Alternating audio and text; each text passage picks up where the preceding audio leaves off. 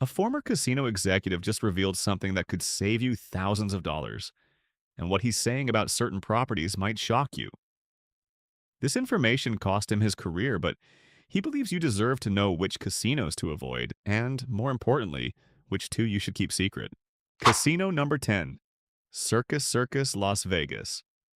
A family from Ohio walked into this property last summer with $3,000 saved for their vacation. 8 hours later, they left with nothing.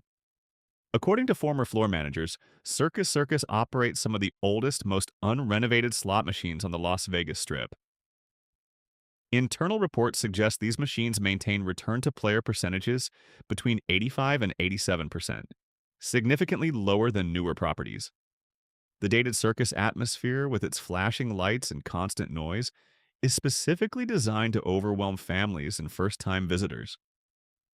Former employees describe training sessions focused on exploiting the confusion of tourists unfamiliar with casino environments. But if you think outdated machines are bad, wait until you hear what's happening in New York. Casino number 9, Resorts World. Casino New York City. A woman from New Jersey spent her daughter's entire college fund here, and the reason why reveals something disturbing about how this property operates. These aren't actually slot machines. They're video lottery terminals, legally distinct devices that operate under completely different rules. Former managers reveal that the payout structure is controlled by the state lottery system, not the casino itself. Documentation shows average hold percentages between 12 and 15%, compared to typical casino rates of 8 to 10%. The cruel irony is players think they're playing real slots when the mathematics behind these machines works fundamentally differently. Based on analysis from former technicians, the programming ensures longer losing streaks and less frequent payouts. And speaking of places that aren't what they seem, let's talk about the Gulf Coast. Casino number 8, Beau Rivage Biloxi. A retired couple from Alabama started visiting this property once a month. Within 18 months, those monthly visits became daily trips, and their retirement savings disappeared. Internal training documents, according to former employees, focus extensively on customer retention tactics. The floor layout contains no windows, creating disorientation about time passage. Confusing pathways make exits difficult to locate. Former managers confirm that oxygen systems pump additional air to keep players alert longer. The machine placement strategy positions the loosest slots near entrances where winners attract attention, while the tightest machines occupy the center floor where most players spend their time. But at least Beau Rivage is honest about being a casino. Wait until you hear about number 7. Before I reveal casino number 7, I need you to do something. Hit that subscribe button right now, because what I'm about to share goes deeper than anything we've covered so far. Let me know in the comments which casinos you avoid and why, because casino number 7 is going to shock you. Casino number 7, Mohegan Sun, Connecticut. One of the largest casinos in the United States, and that size isn't accidental. A former IT contractor named James walked into this property thinking he'd spend a weekend trying his luck. 18 months later, he'd lost $40,000. And the way it happened reveals something sinister about how enormous casinos operate. The gaming floor spans 364,000 square feet, deliberately designed to make rational decision-making impossible. According to a former floor manager, the average player visit duration reaches 6.8 hours, compared to the 4.2-hour national average. Casino hosts receive monthly quotas, with internal training focused on identifying high-value regular players within their first 3 visits. The specific tactics include complimentary hotel offers timed to arrive exactly 1 week after a significant loss, meal comps that require players to walk through gaming areas, and free play credits that expire within 48 hours to force return visits. The property features multiple themed gaming areas, creating the psychological illusion of variety and fresh starts when players are actually cycling through the same mathematical disadvantages. Former employees confirm there are no public clocks anywhere on the property, and even the parking garage requires walking through gaming floors to reach exits. Now, James lost a lot of money, but at least he kept his house. That's more than I can say about the player at casino number 6. Casino number 6, Falls View Casino Resort, Niagara Falls. This is where we need to talk about Michael, the Toronto resident who lost everything because of proximity. He started with weekend trips, convinced the beautiful view of the falls made this an entertainment destination rather than a gambling venue. Within 8 months, those weekend trips became daily 90-minute commutes. He took out a second mortgage. 14 months after his first visit, the bank foreclosed on his home. Canadian casino regulations permit higher hold percentages, with documented house advantages ranging from 8 to 15%, according to former provincial gaming officials. Former employees report seeing the same regular players 5 to 6 days per week. Their players' club card tracking data used to generate targeted promotions sent via text message and email. The location adjacent to a major tourist attraction creates a dangerous justification framework where gambling becomes conflated with sightseeing. American tourists face additional psychological manipulation through currency exchange, processing Canadian dollar losses differently than they would equivalent amounts in their own currency. You'd think losing your house would be the worst story I could tell you, but casino number 5 has something even more sinister going on. Casino number 5, Hard Rock Atlantic City. This one shocked me when I worked in the industry, and I'm still not sure I've processed what I witnessed. Her name was Dorothy, 73 years old, a widow who walked into this property 9 months after her husband passed away. She had $85,000 from his life insurance policy. The casino hosts knew her situation because she told them, thinking they were her friends. I personally witnessed floor managers discussing her losses in weekly revenue meetings, celebrating when she crossed certain spending thresholds. The Players Club tier benefits are specifically designed to target retirees with promotional free play credits ranging from $50 to $200, engineered to trigger additional spending of $500 to $1,000 per visit. Former colleagues reported feeling guilty watching her deteriorate, but management told them it's her choice, it's legal, and the property needs to hit quarterly numbers. The senior citizen bus programs run Tuesday through Thursday, off-peak hours when younger players aren't spending money. Promotional calendars coordinate with Social Security deposit dates. The floor layout includes limited seating, forcing longer standing play sessions that create fatigue and impaired judgment. According to former beverage managers, drink service timing is coordinated with bonus round frequencies, ensuring alcohol arrives precisely when players experience small wins that encourage continued play. Internal emails obtained by former employees discuss the high-value senior demographic, referring to retirees as stable, predictable revenue sources with disposable income and abundant free time. Dorothy lost everything in 9 months. And if you think targeting seniors is bad, casino number 4 takes advantage of a completely different vulnerability. Casino number 4, WinStar World Casino, Oklahoma. The largest casino in the United States by gaming space, and they use every square foot to target young adults and first-time gamblers. 3 college students from Dallas drove 90 minutes for a birthday celebration last year. They arrived Friday night with $2,000 combined. By Sunday morning, they'd accumulated $12,000 in credit card debt, cash advances taken from machines strategically positioned throughout the gaming floor. The electronic table games offer $5 minimums compared to $15 to $25 minimums in Las Vegas, creating the illusion of affordable entertainment. According to a former marketing analyst, this represents a documented gateway gambling strategy detailed in tribal gaming reports, intentionally attracting younger demographics who will develop lifetime gambling habits. So, social media promotions specifically target the 21 to 25 age bracket with luxury resort imagery, positioning WinStar as an entertainment venue rather than a gambling hall. The casino resort branding removes the stigma traditionally associated with gambling establishments. Data suggests average first-time visitor losses range from $400 to $600 in a single visit, catastrophic amounts for young adults with limited financial resources. The gaming floor layout positions electronic tables near main entrances, ensuring they're the first games new visitors encounter. Beverage service operates at faster intervals than traditional casinos, according to former floor staff, with servers instructed to check tables every 8 to 10 minutes.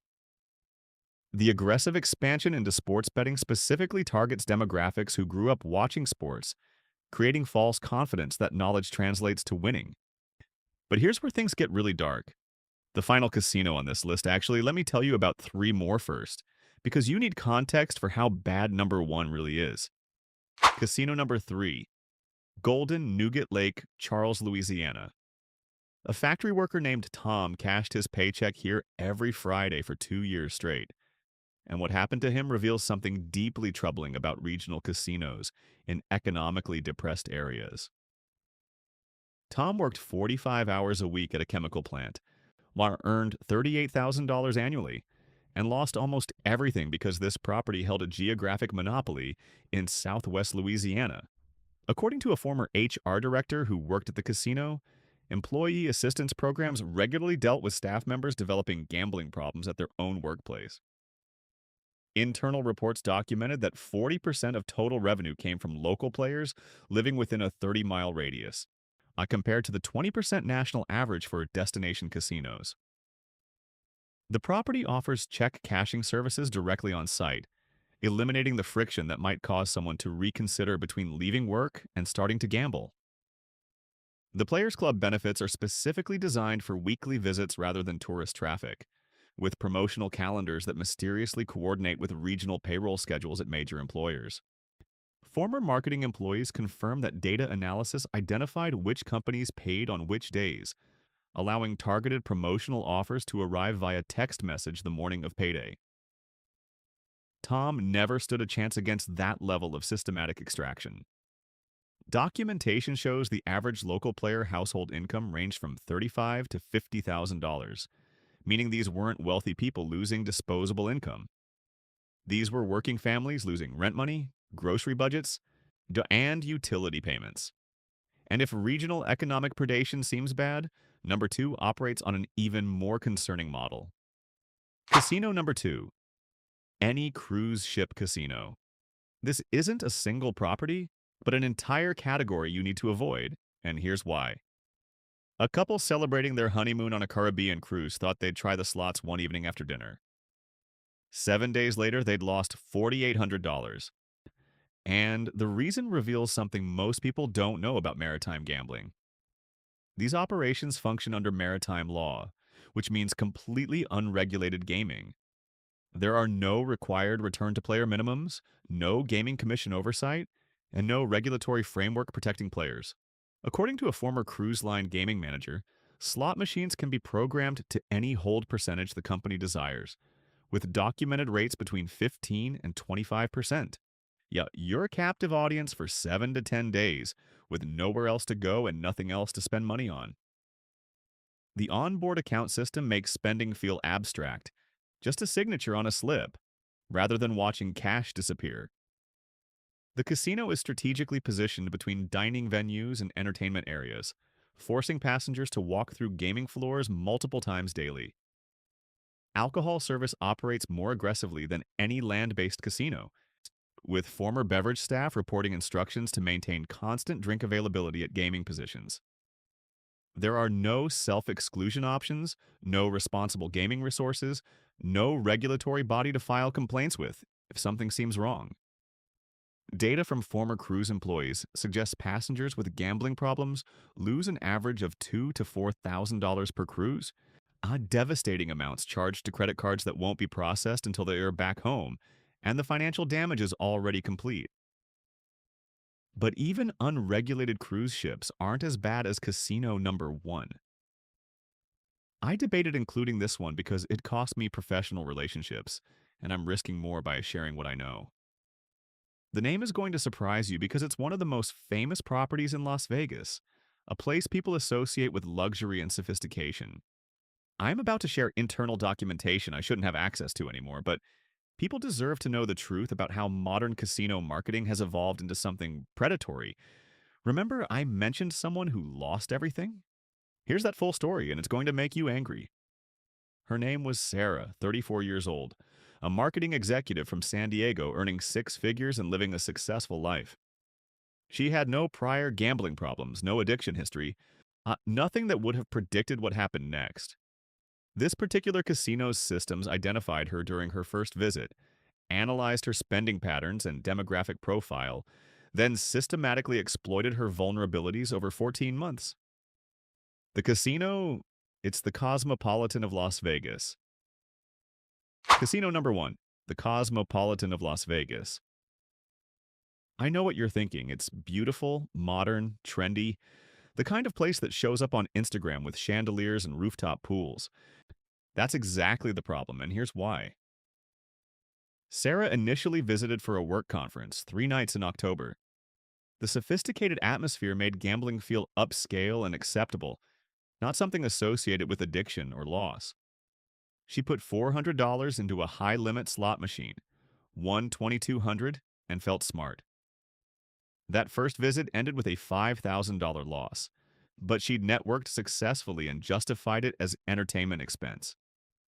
Within 48 hours, yesterday a casino host named Marcus contacted her directly, personal cell phone number, text message saying he'd love to welcome her back anytime. The second visit happened 6 weeks later. She lost $15,000 over a weekend, and Marcus upgraded her Players Club tier, comped her suite, arranged restaurant reservations at restaurants with month-long waiting lists. The third visit cost $28,000, but by then she'd accepted a credit line because Marcus explained that high-limit players don't carry cash. It's undignified. 14 months after that first conference, Sarah had lost $180,000. The most sophisticated player tracking system I've ever seen, according to a former analytics team member who left because he couldn't participate anymore. Artificial intelligence-driven analysis identifies high-potential customers within a single visit. Examining bet sizing patterns, denomination preferences, time spent at different machine types, even beverage choices and restaurant selections. Demographic targeting focuses on young professionals, high income, first-time high-limit players who don't understand how quickly credit lines escalate. Customized promotional offers based on psychological profiles, text message marketing with personalized language addressing players by first name, offers timed to arrive during documented stress periods like Sunday evenings or midweek afternoons. Internal presentation slides obtained by former employees reveal the strategy explicitly. Average player development timeline, 8 to 12 months from first visit to credit line player. Target demographic, 28 to 45 years old. Household income exceeding $100,000. Success rate, 12% of targeted players become high-value regulars generating lifetime revenue exceeding $200,000. The millennial-focused branding removes traditional casino stigma completely. Social media integration encourages sharing photos that create social proof for friends. Restaurant and nightclub reservations link to gaming activity so entertainment becomes conditional on gambling. You see hotel room rates dynamically priced based on gambling history, so loyal players never see the real cost. The chandelier bar serves as the main casino entrance, forcing every guest to walk through gaming positions to reach their room. The luxury setting creates investment mentality, psychological framework where losing feels like paying for an experience rather than hemorrhaging money. Sarah eventually filed for bankruptcy. Other properties are now copying this exact model, implementing similar AI-driven player development systems, and that should terrify anyone who walks into a casino. This is the future of casino marketing, and it represents systematic exploitation disguised as hospitality. Okay, I've told you what to avoid. Now let me tell you about the two casinos you should gatekeep. After all that darkness, you deserve some good news. Yes, there are actually casinos that treat players better, operate with different philosophies, maintain more transparent practices. That doesn't mean the house doesn't have an edge. It always does. Mathematics guarantees the casino wins long term. But these two properties have something different, something I rarely encountered during my years in the industry. And honestly, I'm hesitant to share these because the more people who know, the more likely corporate interest will change how they operate. But you've stuck with me this far, invested 20 minutes listening to disturbing stories about predatory practices, so you've earned it. These aren't perfect, no casino is, but based on my insider knowledge, conversations with former colleagues who still work in the industry, and documented player experiences over decades, these are the two places where you have the best chance of being treated fairly. Let me tell you about the first one, GateKeep Casino. Number 1, El Cortez, Las Vegas. Downtown property, old school atmosphere. Oka, the kind of place corporate executives dismiss as outdated. Frank has been playing here for 20 years, 3 times a month, modest sessions that occasionally result in small wins and free meals. He knows every dealer by name, they know his drink order, and nobody's trying to develop him into a high value player worth destroying. The documented return to player percentages tell you everything you need to know. Certain video poker machines maintain 99.17% return rates, verified by independent gaming analysts and confirmed by former employees who service the equipment. Single deck blackjack with favorable rules creates a house edge of 0.15%, essentially a coin flip when you play basic strategy correctly. Some machines still accept coins, actual physical tokens you insert and hear clinking. Psychological transparency that makes losses feel real instead of abstract numbers on a screen. A former pit boss confirmed something I suspected throughout my career. Family owned properties prioritize long term local relationships over short term tourist extraction because they need the same people coming back for decades. The minimum table bets stay at $5 when strip properties demand 25. The Players Club rewards reflect realistic expectations. I have free play credits that don't require 10 times playthrough, meal comps that don't force you past slot machines to redeem them. There's no artificial intelligence analyzing your psychological vulnerabilities, no marketing team programming text messages to arrive during your documented stress periods. Data shows average player loss per visit ranges from $80 to $120 compared to $300 to $400 strip averages. Meaningful difference that represents grocery money or utility bills, car payments. The philosophy centers on volume rather than extraction. Hundreds of modest players instead of dozens of whales. I've personally witnessed dealers warn players about bad bets, explaining why insurance in blackjack costs money over time, describing how side bets carry house advantages exceeding 15%. That doesn't happen at corporate properties, where dealers face disciplinary action for discouraging any wager. The property isn't fancy. There are no nightclubs or celebrity chefs. The carpet probably hasn't been replaced since 2008. But if you want to gamble with the best statistical chance of walking out with money, this is where mathematics works least aggressively against you. And if El Cortez is good, this next one might be even better for different reasons. Gatekeep Casino number 2. Red Rock Casino, Las Vegas. Locals property in Summerlin, 15 minutes from the Strip, where actual Las Vegas residents spend their entertainment dollars. Maria visits twice monthly, accountant who budgets exactly $200 per visit, walks away when it's gone regardless of whether she's winning or losing. The environment facilitates that discipline in ways strip properties actively prevent. Documented slot return to player percentages range from 92 to 94% compared to 88 to 90%. Strip averages, mathematical difference that extends playing time and increases winning session frequency. Table game odds display transparent information, no hiding the house edge or obscuring probabilities.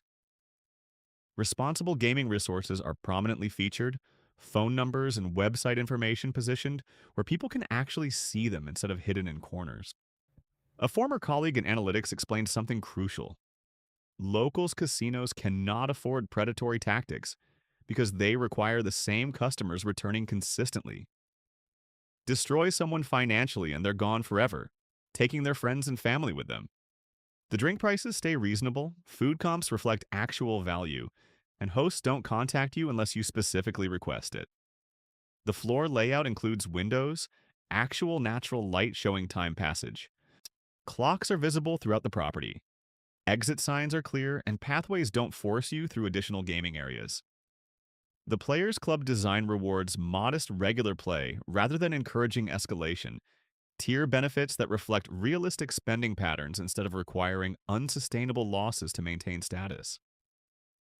There are no aggressive host contacts, no promotional offers designed to trigger impulsive visits, no text messages timed to exploit psychological vulnerabilities.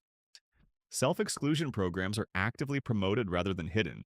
Staff training includes recognizing problem gambling behaviors. Average local player losses per visit range from $60 to $100, entertainment expense rather than financial catastrophe.